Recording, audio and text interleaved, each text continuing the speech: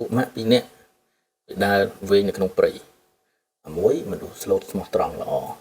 មួយទៀតរៀងក្លេកក្លោចតិចបាទវាដើរវិញក្នុងព្រៃមួយថ្ងៃហើយ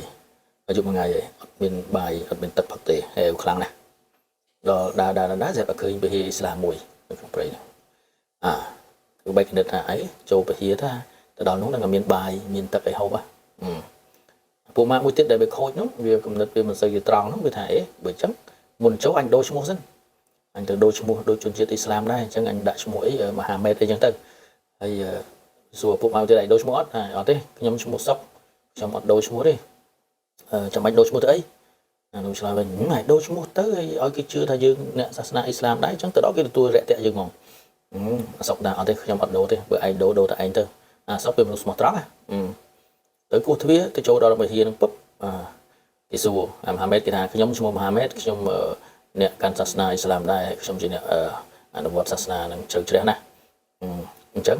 គេសួរមួយទៀតចុះអ្នកឯងខ្ញុំឈ្មោះសុកខ្ញុំអត់ទេខ្ញុំកាន់សាសនាផ្សេងទេខ្ញុំអត់កាន់សាសនាអ៊ីស្លាមទេបាទហើយដល់អាសុកវាថាអីចុះកន្លែងលោកមានអីហូបទេពួកខ្ញុំឃ្លានណាអត់បាយមួយយប់មួយថ្ងៃហើយក្នុងវិហារហ្នឹងគេឆ្លើយវិញថាអ្នកក្នុងវិហារឆ្លើយថាអត់អីទេម្ហូបយើងមានច្រើនណាជើញចូលទៅហូបតាមចិត្តចុះហូបអីក៏បានដែរមានទាំងហូបមានទាំងភេសជ្ជៈមានអីមកចប់កាផ្លេលោកសុកសូមអញ្ជើញចូលទៅហូបចុះ